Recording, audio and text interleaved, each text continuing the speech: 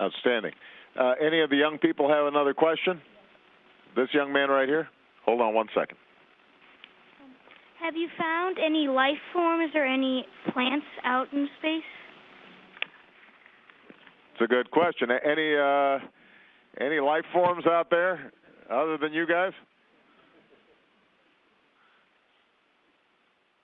We did an experiment on this mission to take a swab or a sample of the surface of the EVA, the spacewalker's gloves, both before and after the spacewalk. And that was sort of a demonstration of the type of technology that we'll be able to use on the Moon and Mars for the same purpose, to try and see if we can determine what sort of bacteria or microorganisms are living in the various environments we're going to encounter. We unfortunately haven't really found anything here. I think we'll have much more success at finding new types of life and different structures when we go to places like Moon and Mars, the moons of Titan, and these other types of environments. Excellent question. All right. We've got a young man back here. What things did you have to study to be an astronaut? All right, that's a good question. You guys are all extraordinarily trained. What if we've got some budding astronauts over here? What should they be doing? I'm assuming they better hit the books on science and math. You got it just right. One of the beautiful things about getting to work here is you can study just about anything that you're really interested in. Science and math being a big part of it, but we have medical doctors, geologists, engineers, and physicists in the group here with us. So it's pretty much anything in the math and science field. We've got a couple of school teachers here with us, so studying education as well as the math and science. But there really is room up here for everybody. The important part, though, is to work really hard and do well in school. It'll make a difference in your future. And what about fitness requirements these days? You know, some of us remember watching The Right Stuff, where, oh, that's pretty impressive. Well, Mr. President, the fitness requirements are still. Go ahead. I'm sorry. President, the fitness requirements are still there. Matter of fact, the International Space Station just recently incorporated a new fitness machine. It's a very, very fancy workout machine you see in a gym, but it's called the A-Red, and we can do a lot of good exercise on it, leg exercise, strength training for your legs as well as your upper body. So, particularly for the long duration folks, it's very important to maintain your muscles in good tone and help you readapt when you get back on planet Earth. Excellent. Okay, there's a young lady back here had a question. When you say you exercise, what do you do?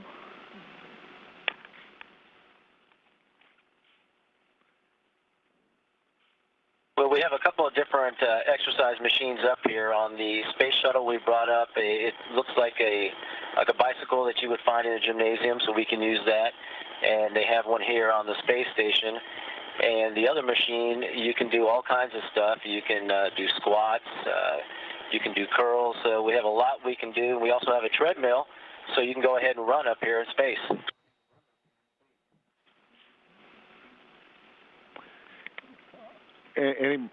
Okay, we got another question from a young man. Hold on. Do you know how many stars there are in space? Asking how many stars in space. I'll be interested in hearing the answer to this one.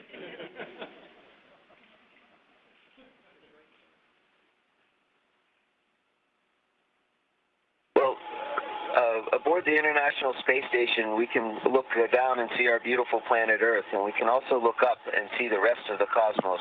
And we can see that there are so many stars out there that it's very hard to count them all.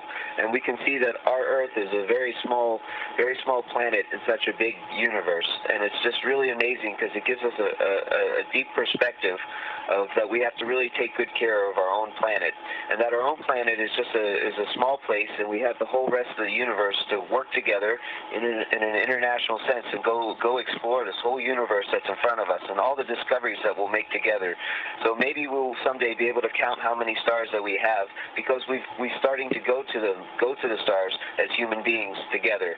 And that's what's really exciting about serving aboard the International Space Station and flying up and down on space shuttles, is that we're part of that great adventure. And we need you kids to study hard, because we can't do it all by ourselves. We really need you guys to work hard and do whatever you're supposed to do, and do it well, like Tony said, because there's a whole universe in front of us. I had a quick question. Does weightlessness have an impact in terms of your ability to sleep?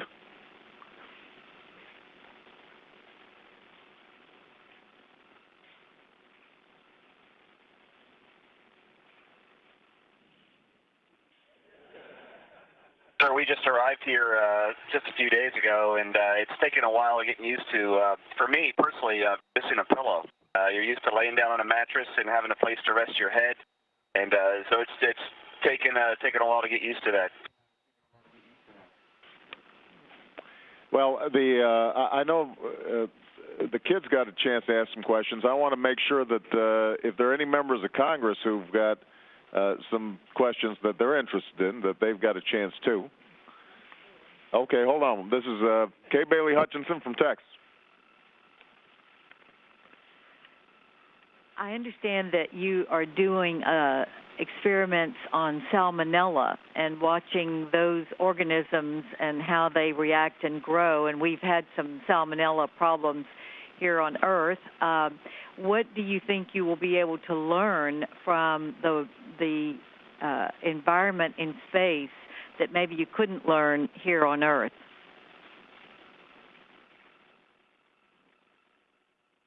Actually going to have a bit of a hard time answering that question. We do indeed have an experiment called the National Laboratory Program Vaccine Experiment, in which salmonella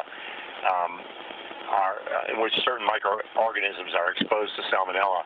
My job as an astronaut was basically to turn the crank and activate the experiment, and then after about 4 or 5 days, turn the crank again and deactivate it. I'm not exactly sure what the scientists are going to do with the data back at home or with the samples. We are returning, however, 8 big vials of samples of these cultures with microorganisms and salmonella, and let the scientists go to work.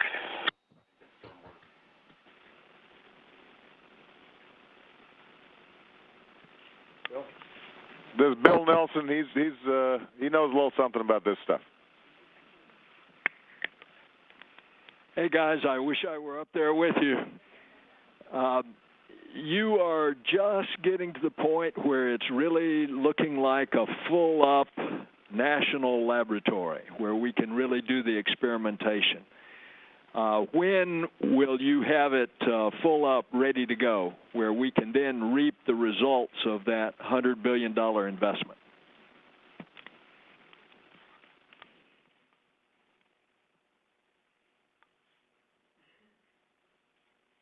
It's nice to hear you again, sir.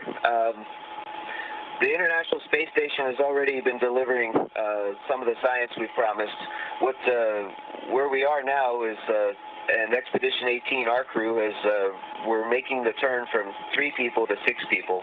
The next crew that comes after us, a few months after we get replaced, we'll have 6 people on board the International Space Station. So that's why we needed the solar power. That's why we needed the second toilet and other things, so that we have a room and facilities for 6 people.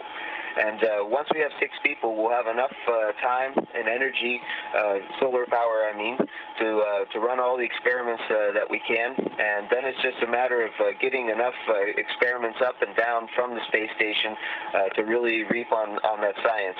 We've already been delivering, and we got a lot more to come, and like Sandy said, there's a lot of things we don't know, so there's some really interesting discoveries out in front of us.